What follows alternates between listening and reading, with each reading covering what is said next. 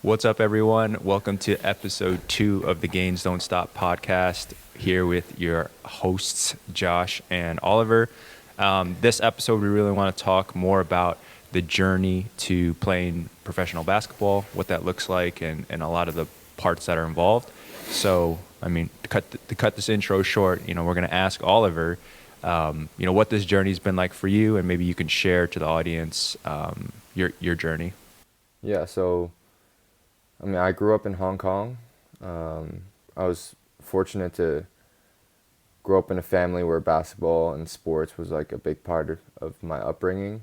My parents both used to play basketball. I had an older brother who played basketball, so it was just a natural progression. Like whatever my older brother did, I just played all kinds of sports growing up. And on that note, we'll talk about like playing other sports growing up, but I did like swimming, did ice skating, I did speed skating, I did played some soccer when I was interested in soccer, but I always had a ball in my hands, and so like I would go with my mom to the park every morning. It's like nearby our home, and would be playing with like the apa, like older uncles, and playing 5-on-5 in the mornings, like when I was like 6, 7, 8, 9, like for me that was like just like a great challenge, and it was just fun. And about probably middle school, 8th grade, I'd say I had a transformative summer, did basketball camps in the States, and that really opened my eyes to the world of basketball beyond the small circle of Hong Kong. And then I realized I got a lot of room to improve, and that's when actually I think when YouTube kind of first started, and then so you would see like mixtapes and highlight tapes of kids my age. I was like 12 or 13. Some of them are dunking, some of them are like doing moves I've never even imagined doing. And then so that summer really set the tone for me when I came back. Obviously my older brother is like 4 years older, so he was getting into playing college basketball, but around freshman year of high school is when like things got serious, and I would put in a lot of dedicated that summer, like consistent work every single day. I brought back all the drills that I took notes of during those camps. I remember it was like hoop group, point guard college, 5-star, hoop mountain, like all over the Northeast. Oh, you went to PGC? Yeah, I did a PGC camp. That was good. Nice. And then I literally wrote out like every single drill, and then like with little stick man of like and then there'd be like a 30-day, if you want to get better at a habit, you have to do it 30 days in a row. So like I remember for 30 days straight, I would do like 1 dribble pull-ups or like 2 dribble pull-ups, I think that was from PGC actually. And then but anyways, that really I'd say just made me realize like I'm not that good, because I was one of the better young players in my age in Hong Kong, and I realized I'm not good. And then so even when like in Hong Kong I might have been one of the better players, I always like in the back of my head it'd be like those players in the States that I saw, or like the clips of kids my age online that I saw. I was like, that's what I'm comparing myself to. And then so high school, junior, senior year, eventually hit my growth spurt. I wasn't very tall. I think I was like 5'7" or 5'8" sophomore year. And then like junior, senior year, I grew to like 6'1", 6'2", 6'3". That helped. But then, and then I went to Rice University for college. I was a preferred walk-on, so like I wasn't a scholarship player. Played there, and then, that was a tough transition for me, like being from Hong Kong and then going to Houston, Texas, just for all sorts of reasons. Both nice and hot and humid though. Right? Different temperature-wise, it's pretty similar, kind of similar, right? Hong Kong, yeah, but is you're pretty not by hot the water. in summer. Oh, You're that's not. true. You're like inland, and then Yeah. Texas. But yeah, freshman, sophomore year, it was tough for me. We can go deep into it another day, but I definitely went through like some mental struggles as well, just coping with everything and, handling all kinds of stuff. And then senior year, I mean, to be honest, like overall in my college career, I didn't play that much, like not much playing time. My senior year, the most interesting stat is that I scored 1 point my entire senior year. One free throw. Dang. In the last game of the season. Like Let's go. Yeah. Missed the first free throw. I remember I missed the first free throw. Like thinking back on it,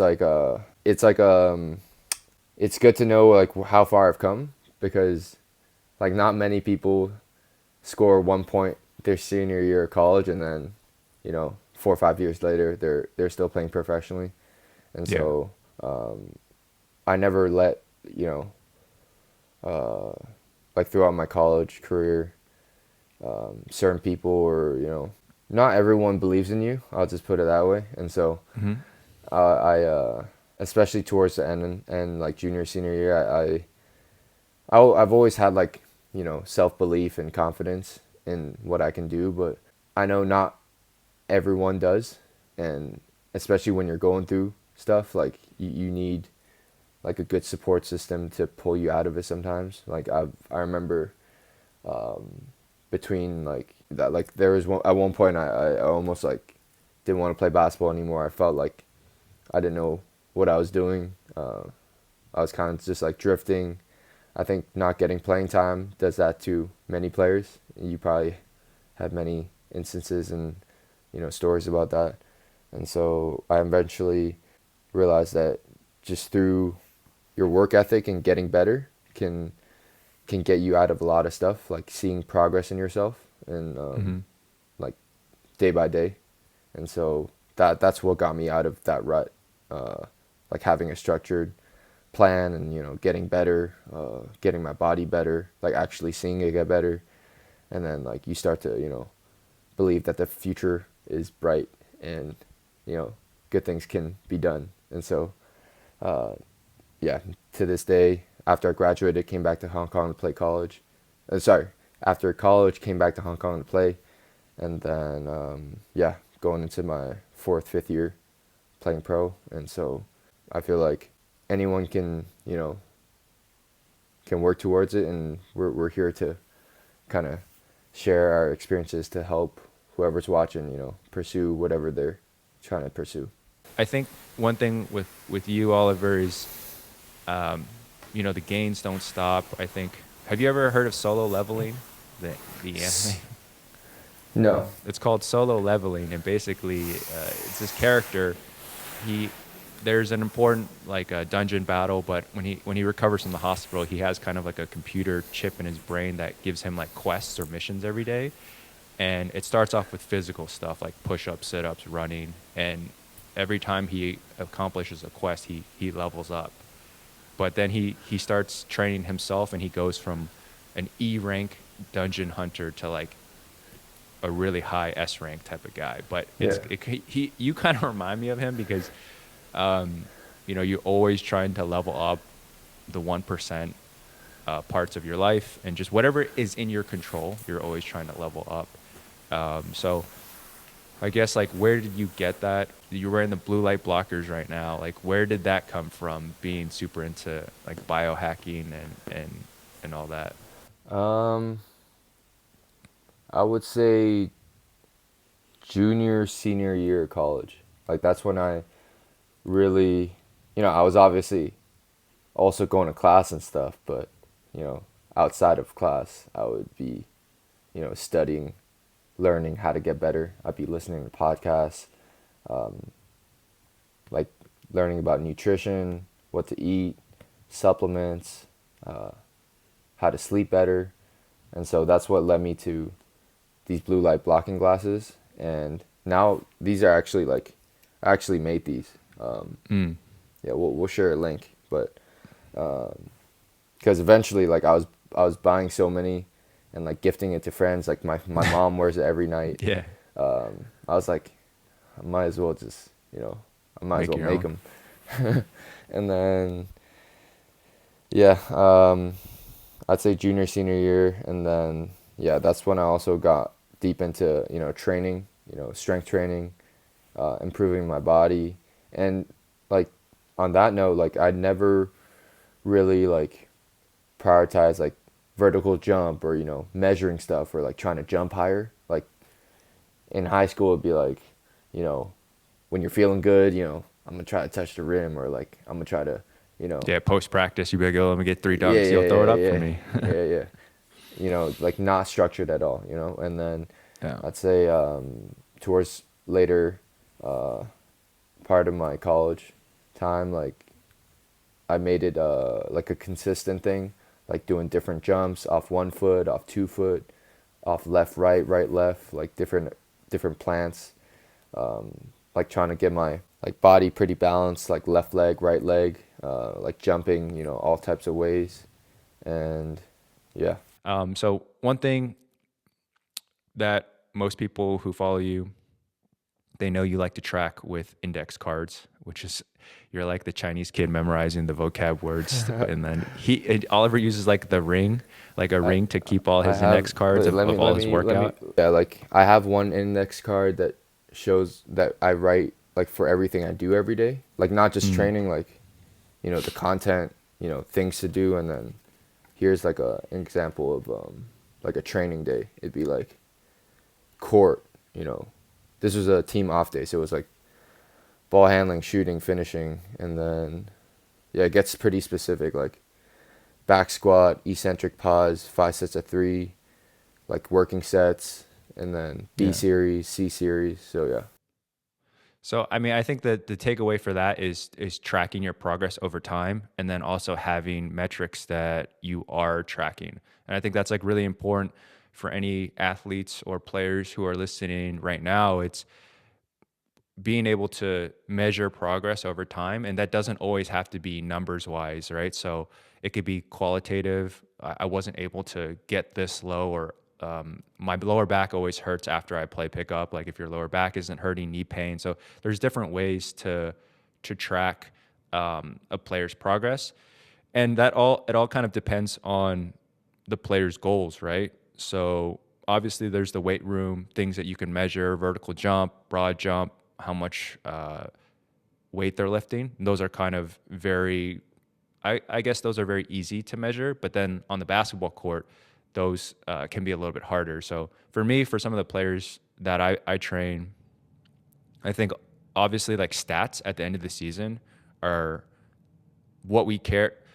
I don't want to say stats are the most important, but that is like, if you talk about evidence, that's the hard line evidence is, did you score more? Did you get more steals? Did you perform better? But obviously that's still, there's still a little of, depends on what team you played on, depends what happened that season. There's a lot of other factors that go into it. So I kind of use that as my baseline metric. And then within certain workouts or within certain off seasons, setting certain goals for players to track progress. So that can be as much as, hey, you got a AAU game coming up. How many times when you were open did you take the shot, right? That could be a good way to measure progress if you're not taking the shots when you're open. How many times did I make the right read? So even if you have maybe like 6 possessions, in those 6 possessions as we're watching film, did you make the right read? Or there's obviously like a lot of reads you can make, but shooting a highly contested step back fadeaway 3 is probably not going to be the right read in most cases. So I think that's like a really easy, not easy, but good way to like track different ways of progress. In terms of progress in decision making, shot selection. Yeah, even like body language. Like I have one player who, what I noticed about him was when he was on the bench, I was watching a game and I noticed he was the only player who didn't stand up to clap for like an entire half. He was clapping, but he was like sitting down clapping. His teammates were like, yeah. And I was like, bro, I watched an entire half and you're the only one on your bench. Like, I don't even think you realized it, but those are stuff like coaches, scouts are picking up on. They see that. They see everything. They want to see your body language, you shaking hands with the other team, your coaches, how you respond to a missed shot, how you respond to a turnover. How have you? Well, there's a lot of directions we could go with that, but I guess like what are other things that you track in your life or measure? So we know you track workouts and stuff, but are you tracking like maybe like recovery? We can talk about recovery, or we can talk about, more on-court stuff, like stuff that you've tracked. I actually wanted to touch on the body language part a bit, because I've had to make progress on that end too. Like I would say my freshman, sophomore year of college, I think when I wasn't getting playing time, I was not good. Like in terms of, like I was great with all my teammates, like we're all like great off the floor, but it was like in games or, sometimes it was expectations, like coach would be like, you're getting in at this time, like stay ready, and then maybe always stay ready. And then like, no, it's like be ready, like you're playing at I know. 16-minute media timeout. So I'm like, all right. And then when the time happens, like you don't check in, and then maybe the whole game you don't play. Like then, like this is totally new to me. Like I didn't have like someone, like helping me get through this. Like I was just in my head, and then just body language could have been better. Like clapping, standing up. Those are all things that I didn't do well. Like I could have done much better. Like in hindsight, and now like it's just something you teach yourself to do. Like even if it's not something you feel like, it's just something. Just do it. Like standing up. It's almost like acting. It's a little bit of acting. Fake it if you have to. But fake it till you make it. Fake it till you make it. But that kind of stuff, like I definitely had to learn the hard way as well. So I just wanted to share that, because a lot of people see, like they ask me now, like how do you do this, do that? Like I wasn't perfect, and I still am not perfect now, but those are all things I had to learn, like from firsthand experience. And back to the subject on tracking progress. I would say I track progress honestly in a variety of ways. Like recovery, I'd say resting heart rate, HRV are some good measures of like how I'm doing that day or that period of time. What are you using to track your HRV? Do you have Whoop? I have Aura Ring. Aura Ring, but I've also heard of like Whoop. I've tried other things as well, but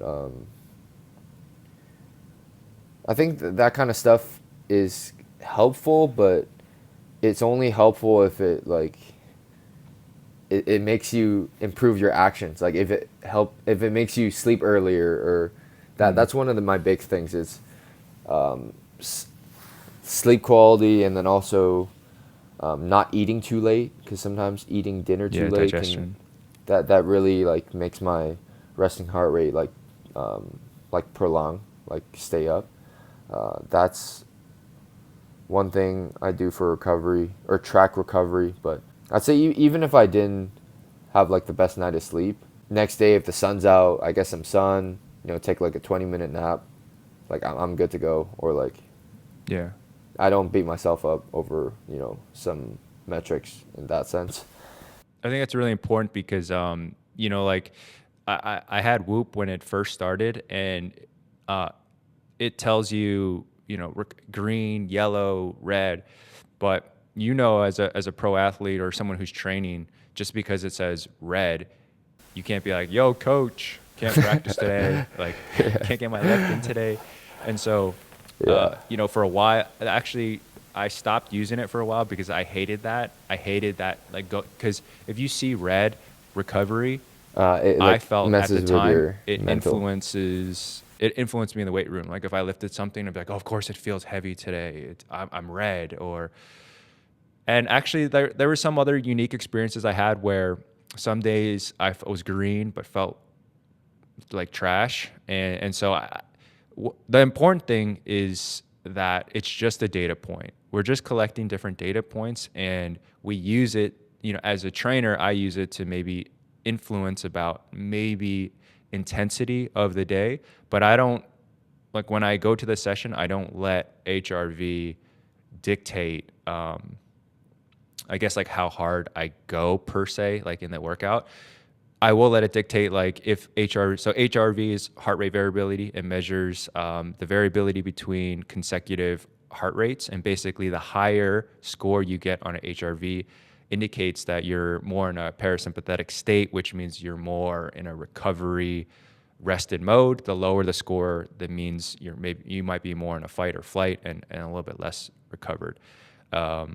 So using that score, I might, not do 2 sessions that day if I have the option. Obviously, if you don't have the option, you still gotta kind of go through it. But those are all just good ways to just track overall trends, like thinking about, a 30 week trend, a 30-day trend, or a 60-day trend. But yeah, so I didn't mean to cut you off, but I did. But 2 things that I use is I use like a chest strap, Morpheus, to test like in the morning. I'll get my HRV, but then I do a tap test. So on your phone, there's an app called CNS tap test, which is central nervous system. And you tap it for 10 seconds as fast as you can with just your index finger. But that is also a way to measure like fatigue. That's a really easy way. So not everyone on this podcast is going to be able to buy or afford a Whoop or a Ring or a Morpheus strap, but the CNS tap test the app is free. And basically How fast you can tap? Yeah, it's testing your fine motor skills. And basically, if your CNS is very fatigued or you're very unrecovered, like you can't cheat how fast you're able to fire your finger. So, 3 metrics that I've also heard grip testing, right? Yeah, so having like crushers, like having one of these. Oh that yeah, tracks like a kinda measurable like one. how, but for one of these things, it's still like in the morning, like when you first wake up, you're not going to be like, whoa, like trying to crush this thing. It's good just to like check overall, but you want stuff that is easily trackable like every single day, and putting on a heart rate monitor or Oura Ring that feeds you the score right away. And the CNS tap test takes 20 seconds total and can be done anywhere. And then for sleep, the 3 metrics I track are sleep. I don't have a Oura Ring, but because I refuse to pay monthly subscriptions for some of these things, is I track when I go to bed, when I wake up. I always write that down. And then if I woke up like 2 or 3 times or X amount of times, then I track HRV and then my CNS score for right hand and left hand. And then I just write those down. And then I just go about my day. Like I don't think about it too often. But if I were having athletes, and I've had athletes measure that and then like kind of give me like their data sheet, like, so that's something we track with Jeremy. Like we had a shared notes section, and he would update like sleep time, wake up time, how many times he woke up, subjective like recovery, like how did he feel this morning, etc. And then a few other things that we would track. But that would just help me influence, like, okay, should I still stay with a high day today? Today should be a low day. How can I make it, if he's not really recovered, how can I still make it a high day, but make it maybe a shorter session? Or maybe how can I make it high, more mentally very taxing, but maybe not as physically taxing on his body? So I think just metrics are a good way to influence potentially how you think about training, but it shouldn't influence you to where you're sandbagging it, or when you're in the workout that you're putting in less effort. On that note, like one of the things I really care about is actually my focus. So in the morning, I make sure to not like check my phone and messages first thing, and I have a morning routine. I make my bed, do my salt, lime, and water. Well, it's been really cold recently where I'm at, so cold showers. Like usually I'll do a cold shower. I'll try to get some sun. So that's one thing I realized.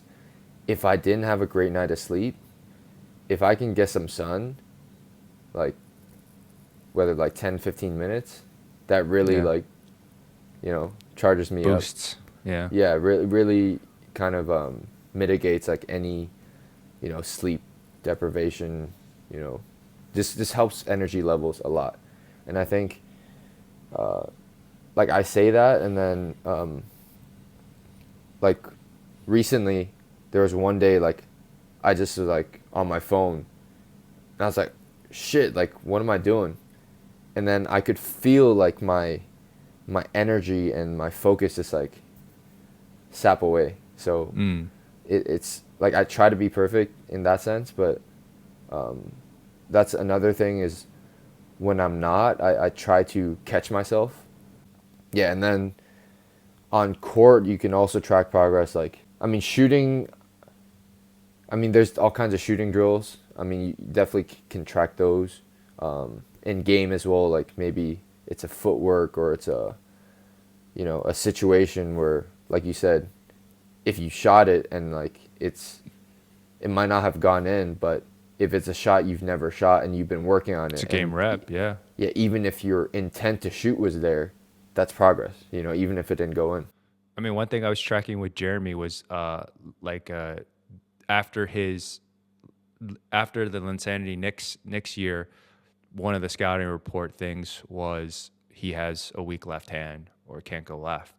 And literally that entire offseason, there'd be portions of the entire workout where it was only left hand, as in you got to catch it, drive, kick it out to the person in the wing with your left hand. I pass it back to you. You have to catch it with your left hand, drive baseline, make another pass with your left hand, go out to the wing, catch the ball, rip it through, drive left hand, and finish over somebody, floater or left hand. It just because at that point, you at that stage, you kind of have to be a little bit extreme in terms of trying to make a change. You can't be like, oh, this is a 3. I mean, it ended up being a 3-year process, but you can't. You gotta be pretty aggressive with someone who has a high training age. You're not training someone who's in 9th grade anymore. You're training someone who's done thousands and thousands of reps. During the season, it was tracking like, oh, this entire season you only had 9 drives to your left when it was open. But like going to the next season, like going through the film, and like every time, because I was at every game too, I would have my journal and I would track like, oh, this season we went from 9 to 32. It's almost like advanced stats, but on a individual progression basis. Thing. Now, a very important caveat I will say to that is like, you always have to remember to keep your strength as your strength, right? So you don't want to get to a point where it's like you have your player chasing that metric for that sake of that metric, right? Like if a player is naturally a really good shooter, you don't want to like force him to start driving more, because that's what we're working on, and forcing the situation. You still want to, keep, if your strength is driving, like you still want to keep getting to the basket, your strength, but simultaneously you want to bring up your weakness where your weakness is no longer a liability or a glaring weakness. But I think maybe an early mistake that I made was we always have this, the common saying is make your strength make your weakness your strengths. But there's a cost. There's always a cost, because if you're spending time making your weakness your strength, you're not spending as much time as your strength. And so I noticed that one season where we came back and it was like, oh, dang, like my bread and butter is getting to the basket, but I spent my majority of my off season like shooting or whatnot. And so I think it's like you gotta don't lose focus as to like your overall game and what you bring to the table. Like you talked about before, it's a solution, right? It's like even if you're on the left side, purists will be like, you're on the left side, you have to finish with your left hand. But then a lot of times, like the right hand inside finish like prevents a block, or it's like it just works like really well. So it's like, I think you would never tell Kyrie that. I saw Kyrie on his I saw some clips of Kyrie on his Asia tour or whatever, and he had all these layups where he was like going over the player but finishing on the inside hand, but he was like way off on the left side, probably like 4 feet off the left side, was still, he was still finishing with his right hand. It's like you said, it's whatever solution fits the problem that you're facing. When I think about that solution space, it's not about right or it's not about the traditional right or wrong. It's about what's effective, right? So when we look at skill, we want to know if our solution is effective. Like, can we even score, right? If you're doing a new shooting method, is it like, can you put it in the basket and can you do it consistently, right? Once we can know that we can consistently score, well, then we have to kind of evaluate, like, is it a efficient solution? So if you're telling me you need 7 dribbles to always get open to make a shot, but if you get 7 dribbles, like, you can get open, well, that's not really an efficient solution, because in a game, like, you're not going to be able to do that. Now, some guys who shoot super high or overhead, kind of similar to your shot, it is a effective solution, but as you try to extend your 3-point range to 1 foot behind the NBA line, it's not as your mechanics aren't as efficient, and you might not be able to sustain that throughout the entire game, right? And then the last part of skill is it adaptable? Can you do that skill is that solution applicable in varying circumstances, against tall guys, against super quick guys, against very physical guys? If you can do all those things consistently repeat the solution, efficiently do it, and do it in all different types of scenarios, we know that that's a pretty strong skill, right? And like the easy example is like Steph Curry, like, he can make the basket, very efficient form. So at the end of the game, he still has energy he's producing the result with the least amount of energy needed, just the right amount or whatever. And it doesn't matter if you have Wembanyama trying to guard, close out on him, or different types of defense, different scenarios, different footwork, he can make a shot, right? So that's how we really know whether we are building skill, is if it kind of meets those criteria. That's kind of how I think about it. There was one thing I wanted to go back to, because I know a lot of players do struggle with it, was the attitude body language. And you said that you self-discovered or kind of figured it out on your own. The way I remember learning about it was I was actually at a 5-star basketball camp, and Coach K came. Coach K, the famous Duke coach, for all you young bucks listening to this and who have no idea that is.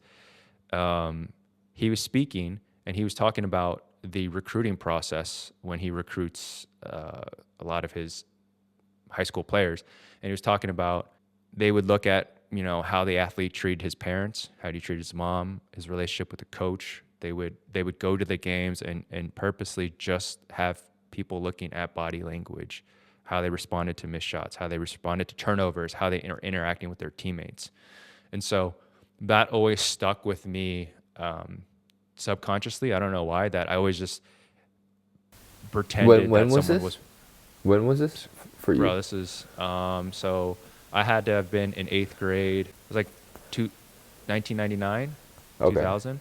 Okay. Yeah. Jeez Louise, saying that is really dates me. But yeah, I think it was like 1999. Actually, Jordan's son, I think Jeffrey Jordan at the time, was also at the camp, and Jordan stopped through the camp too. It was crazy. Body language is a thing that can really influence your playing time, and also influence like perception of you from a coach's perspective, if like you're bought in or whatnot. So I mean, I've definitely had players I've trained who I think are very highly skilled, but haven't been able to get on the court because they just have horrible body language. And so when we talk about metrics and things to track, I would go to some of those games, or I would have his parents record. It was really hard to convince, but just record or just look at your son the entire time. On the bench. Like on the bench. Like you can watch the game, but we're watching your son the entire time. And the goal I gave him was kind of like, hey, paparazzi, coach, like the D1 team that you want, the coach is here in the stands, you don't know where you're at, and he's got like one of those like National Geographic telescope lenses on you the entire game, and they're going to review it they're going to decide whether to give you the offer based off of your body language this game. And so again, we talked about faking it till you make it, but also like body language affects your mood or your attitude. Even like, I think Tony Robbins talks about this, but like if you go into a speech or you go into an important meeting doing like posture work where you have a big posture, chest it up, influences it. If you're on the bench, you're like, dang it, I'm never gonna get in, and you're like like that's gonna influence like your overall like 情绪 or like your emotional state, right? Yeah. So I think that's so. What we're getting to is kind of like these are things that are much more less visible on the stat sheet. They're not as sexy as a vertical jump or being able to go 10 for 10 from a certain spot or not, but they actually are things that prevent players from getting on the court actually. So, and this is kind of like the psychological part of basketball, which I think is probably the most under talked about part. Well, for me, at least like info wise coming up, like hearing about this. And I would say 80% of my conversations with my athletes during season are not related to skill, but they're related to managing coaches, teammates, dynamics. So you playing on several teams, like let's kind of transition to talking about maybe psychological pressures. Like if you're having a bad game, we can talk about that, but also just dealing with coaching dynamics and team dynamics, because you can do everything right. You can have a beautiful offseason. You could have got significantly better. You got stronger and faster and you did everything right, but you could be on a completely toxic team where guys don't want to pass you the ball and the coach is only thinking about his wins or whatever. How do you deal with that? I try my best to stay positive, but it's not easy and it's not perfect sometimes. Like sometimes the self-talk is not positive, but I think having a good support system, like we talk, about this stuff, and sometimes you give me advice that pulls me out of it, and because you give specific examples, and it's just really helpful for me as well. And I think for a lot of players, I think hearing from someone who's been there or dealt with these situations, when they give you advice, it really, really helps. And that could be from, a vet, it could be from a coach, it could be from another player, a trainer, whatever. First, obviously, we talked about this last podcast, trusting your work, but also like, control what you can and keep getting better every day. Because like nothing will work if you're not ready. Like if you're not good enough. Like I think when you were talking about playing time just now, for me personally, what gives me the most joy and like, satisfaction as a basketball player is getting playing time. Is like being out there in the mix. Like even if I go like 2 for 11, like if I played 35 minutes, 38 minutes, and I had like, I've had games like that where, I'm like 2 for 12 or something, but I play 39 minutes. I'm guarding the best player. I have like 14 or 15 rebounds. I still have like 12 points from like free throws or something.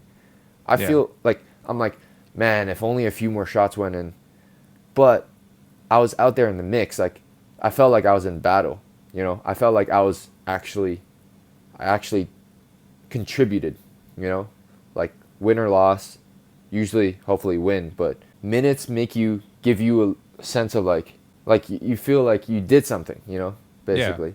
And you went to battle, like you contributed. You weren't just afterwards, by like clapping, you're like, you just feel like you were in the mix, right? And so, well, back to the subject, being ready and like yeah, finding ways to improve every day. So even if you're not getting playing time, like you can feel good about like, all right, I'm still getting a bit better, like stay ready. Like, yeah, people always say that, stay ready. And it's true. You're Like, like, it's been 10 games.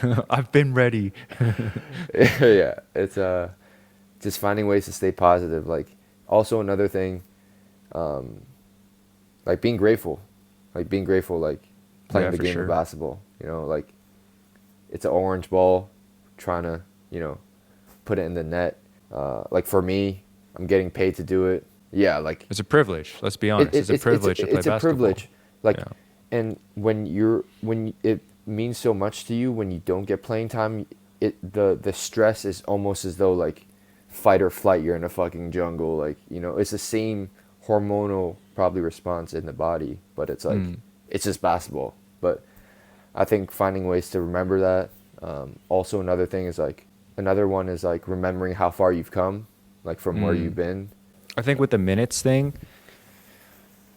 we're when we talk about body language and stuff, we're presupposing that you don't suck, right? So if you're obviously clearly the worst guy in your team, it's not like body language and standing up and hoorahing and diving on the like that's not you still got to be good at basketball, right? At the end of the day, if like you're really good at basketball, you'll probably get on the court, right? So when we're talking about body language, it's definitely more as in, you're deserving of those minutes and you're ready to play. But also to think about just to go back and talk about minutes is as a player, I think you really need to understand your role on the team and what coach is expecting out of you. And I think that can also create a huge disparity as to whether you get minutes or not. For instance, if you think that a lot of players think just scoring points is what is going to get them on the court. And sometimes I got 4 guys who can put the ball in the basket. I don't need you, but I need you out there being a menace on defense, boxing out, getting into the paint to get our guys easier looks. So I think you need to understand really what the coach expects out of you. So that could be you communicating with the coach, but also like if you want minutes, the coach is who decides whether you get minutes or not. So you got to do everything in your power to prove to the coach that you deserve minutes. And I think this is something people really like they understand, but they don't really comprehend. As in, I've had players really just argue with me being like, but I had 15 points. Like, as long as I score, I can score the most. Shouldn't I be Usually younger players, always? like younger players. Yeah, it's like it's usually high school players and stuff, Yeah. and I'm like, nah, no, it's not always like that. So long story short is if you're a player listening to this podcast and you're struggling to get playing time, you really got to do a self-analysis as to what coach needs from you, what your attributes are and what you bring to the table. I think the other thing that's really important is not letting yourself downward spiral in the game in 2 manners. One, if you play a lot, and 2, if you're on the bench. So let's talk about if you're a player. A lot of mistakes, if you watch players, are usually like compounded mistakes, right? So the classic one would be you're dribbling a little too much at the top of the key and you get picked, right? You get picked and the guy is going for a fast break layup. What's the compounded mistake that usually happens there? The guy gets really pissed or whatever, and he ends up fouling the guy and getting like an and one. A lot of mistakes happen when we start spiraling or let emotions take over, right? So I think in those situations, it's really important. In timeouts or in between possessions, is really to like you can close your eyes, don't close your eyes, but like taking a couple breaths and resetting the mindset of like, all right, like I just had a turnover, it's okay, and just taking a few seconds to reflect. And that's something you and I've talked about too. Like if you're walking back to the timeout, use that to reset your breathing, to bring down your heart rate, so you can think clear and just don't tie any emotions to it. Just what do I need to be doing? What do I need to change? What mistakes are happening? And then the second one, downward spiraling on the bench, is you definitely know when self-talk is coming into your head and a lot of negativity is being, coach lied to me. Why am I not getting playing time? I'm better than that player. This is a waste of time. Why am I working so hard? It's very easy to go down that negative train of thought. And I think it's really important in those scenarios is once you feel those negative thoughts coming in, is to stop them right away. But you can't just stop them, right? That would be as if I told you right now, don't think about this that much. It's obviously going to cause you to think about it. So instead of trying to just tell yourself to stop thinking about it, it's kind of just replacing it with truths, that you were mentioning. Hey, it's a privilege to play basketball. I love playing basketball. No, I have worked really hard this off season. I have put in the work. It's just a matter of time that I'll be on the court. How can I best support my team right now? And just replacing it. It's like a cup of water. You can't really, to get rid of the negative thoughts in the cup, like you got to replace it with other stuff. You got to fill it with other stuff. And so I think those are probably like the two most common things I've seen people spiral, like in game and then on the bench with their thoughts. I think negative thoughts are like, they're natural. Like you can't avoid it. Like stop it, like, per se. Yeah, you can't stop it. I think like even like when they teach you meditation, it's like you just observe it it's like a floating cloud, like you just observe it.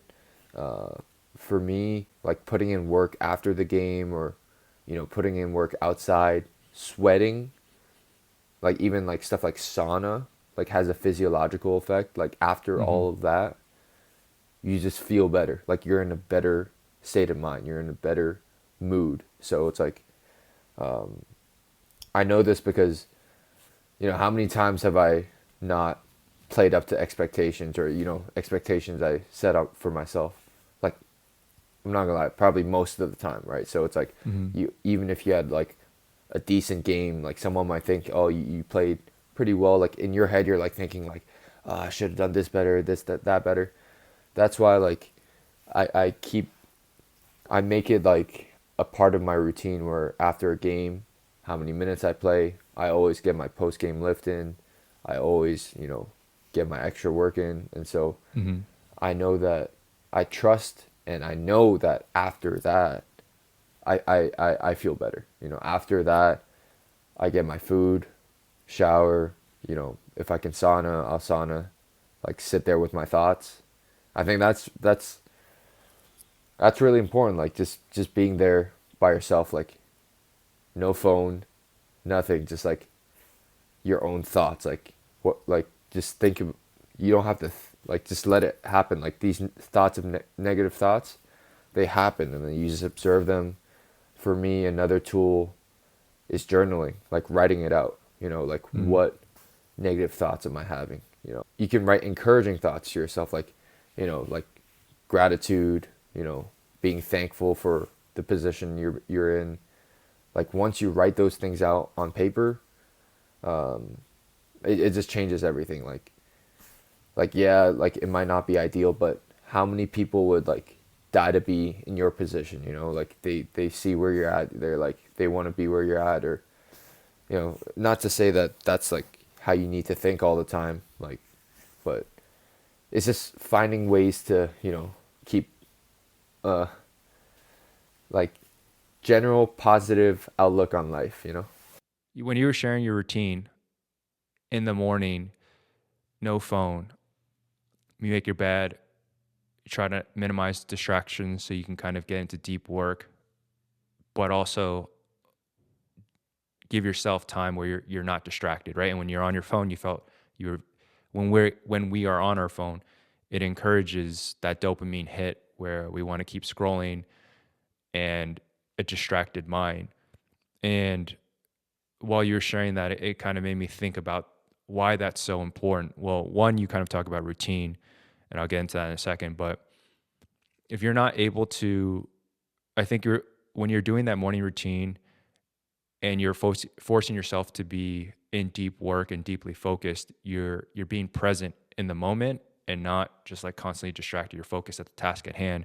And how that's relevant to basketball is in a workout, how present. Not all workouts are the same for two players, as in you and player A and player B can both go through the same workout, and player A can get significantly more out of the exact same workout, of the exact same reps versus player B. And that comes to not having a distracted mind and whatever task is at hand for you. Like, how intentional can you be in doing whatever drill you are at the moment? How intentional are you? Even if you're just say like spot shooting, you could shoot just 20 reps, as in I've seen a lot of players just when they go do whatever, like post-game rep shooting, they're just getting reps up. And when I say getting reps up, I mean they're doing it mindlessly instead of having some intentionality out of that. And then I think post-game, what you were sharing is it's the process of getting better requires reflection.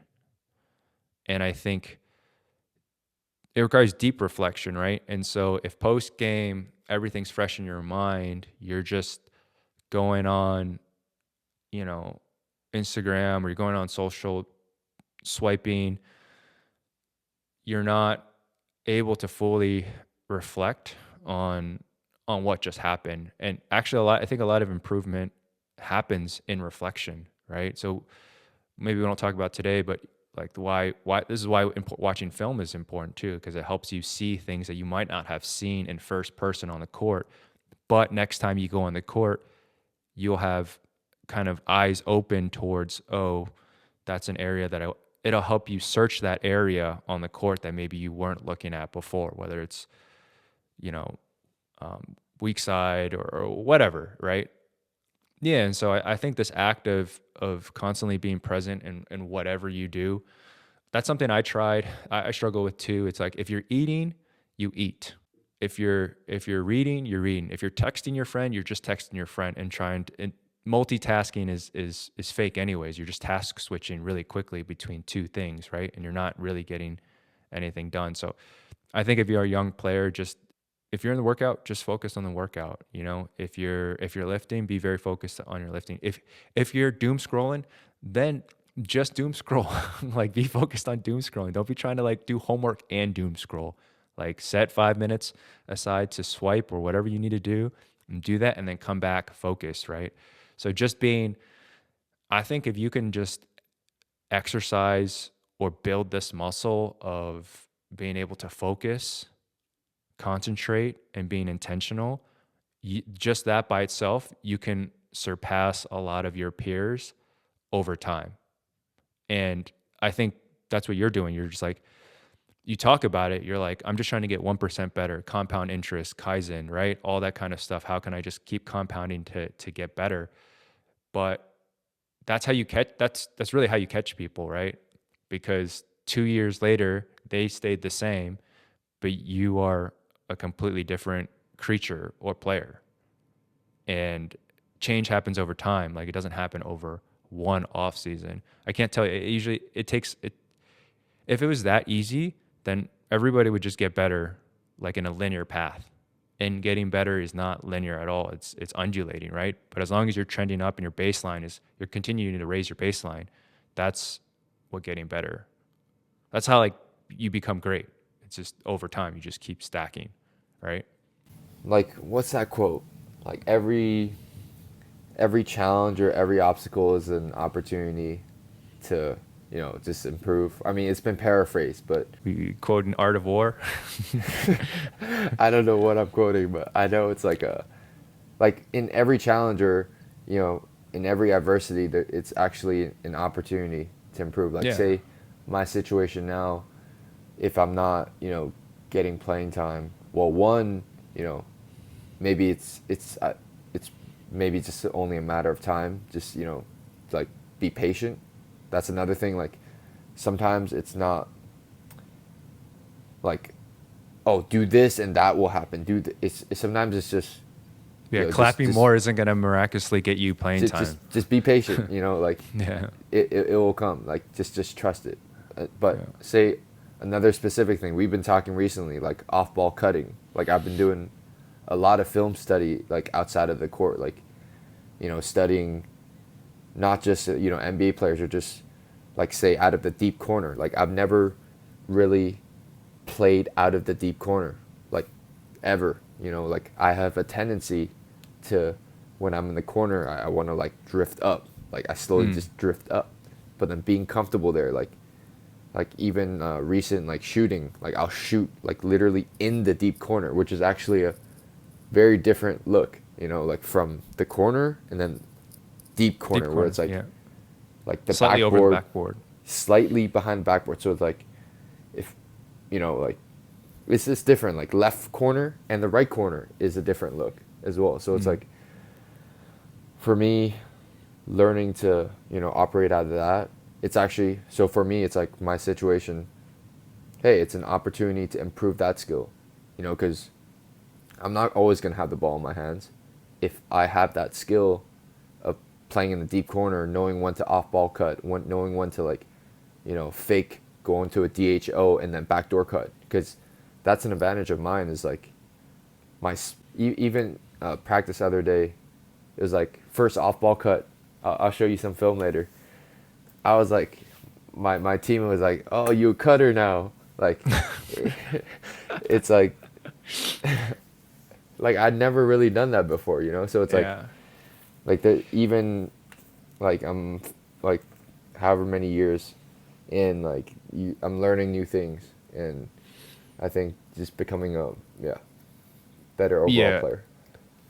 For those who are listening, deep corner is extremely important, because Oliver is sharing how sometimes he creeps up from the deep corner, shaking up a little bit, and why that at international level or any high level basketball is a spacing thing, right? So if you're in deep corner, your help defense, whoever's guarding you, has to take one step to be closer. If you're a shooter, has to be close to you, and that can influence spacing for pick and roll.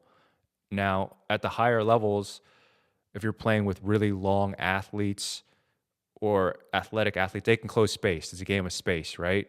That one step might just be the space that your point guard needs to make a play, right? And that was a big thing when I was when I was assistant coach for the Beijing Ducks, is having our shooters be disciplined with deep corner, not one step here, not here, like here. You have to be right here, and it matters. It matters. So when you're running in transition, being disciplined to get all the way to deep corner makes a huge difference. And what impresses me the most, and what I hope players or hobbyists or anybody listening to this podcast right now, is the importance of not having a fixed mindset. A lot of players grow up, I can't remember in psychology what it is, like entity, I don't know. It's called entity versus identity or something like that. But entity is like where you have a fixed mindset of who you are. Your parents tell you like you are so smart, and it's very emphasized on your identity or a fixed thing, right? So you are a shooter. A lot of players I've seen in Asia, they'll just categorize themselves in I'm only a shooter. Like I'm only a facilitator. But the two theories is like, one, you have a very like fixed mindset, and one is a very process oriented. Your parents are always like, you did such a good job improving, like you're making so much progress in this area, and it's much more related to your improvement. And so I think this is critical, because what you just highlighted is that you're not naturally an off-ball player, right? But there are people who just say, I don't play off ball, or kind of like the beginning thing that you said is just like, I'm not an off ball player. And it's a lot of people who just say that and just leave it there, instead of being like, I don't play off the ball yet, and engage in this process of, start learning and start reflecting on what makes cutting. Like, when should you cut? And the timing is very small, right? So I've been talking to my friend who learned how to off ball cut. Yeah. I basically watched like 3 or 4 like massive videos about cutting, and then basically it's actually the last week of practice. Like every time I was deep corner, I'd be like in like a, what's it called, like almost like a stagger stance, like either ready to catch the ball or like sprint to the rim. And like we talked about the deep corner, it's not just spacing. A lot of the cuts happen when the bottom defender is getting ready to rotate, because right now like it's all about like defense rotation, right? So as soon as like a lot of defenders, they'll stunt and go back to the corner. So well, first, once you like most defenders, well, some defenders, they're complete ball watchers. So even today's film, when I was watching full game, there's a player on the other team who like literally ball watches. So I know in the game head is tomorrow, completely turned. Like he doesn't even like peek back. He's just like watching. So, you know, that's a good person to cut behind on. But even good off-ball defenders, they'll peek and then go back. Peek, go back. Like there's like a cadence to it almost. Like they're not going to peek and then peek like that fast, right? So like when they peek, right when they go back, or like you can see the side of their head, and you're deep corner, which means you're behind their peripherals. So they literally can't see you. If you creep a bit too high, they can see both. Like people teach you on defense to, you know, see both, right? If you're literally deep corner, like you're going right behind them. You're right out of vision. Basically, right as that. So I had a couple, you know, great cuts, and sometimes it's not always a cut to a score. I had a cut, you know, draw 2 defenders, pass 1 more, open 3. You know, like it's just a. And what's the domino effect of that? If you cut and say they hit you backdoor and you make it, what happens next? The next play. What does that defender have to do? The defender is aware of it, and there's more spacing. Yeah. Well, the defender has to track you more, right? Yeah. So if he's starting to track you more, like that potentially opens up like his ability to focus. And if you're a really good cutter, he's like, dang, I can't lose track of Oliver. So he might have to start lowering his position, right, to cut off, because he knows you're trying to go from behind him, right? So now he's got to back up a little bit so he can kind of see you. He's not in as good of a help position, rotation. Exactly. And that's where like people don't see like there is a domino effect to certain actions. Not only that applies cutting, that also from the dunker spot, right? It's like always trying to be, if you're in the dunker spot, you're going to laugh at this, but every time I play with Jeremy, I'm the big man. Wait, we should share what the dunker spot is. Okay, the dunker spot is like, it's like slightly beyond the low block near the baseline basically. Yeah. And it's the dunker spot because usually it's like pretty easy to dunk from there, but you're not in the paint. You're kind of like slightly outside of the paint. And if you watch any like pick and roll, Nuggets, you'll see Aaron Gordon. You'll see guys just hiding there. And guys have made a living in the NBA just being really good at the dunker spot.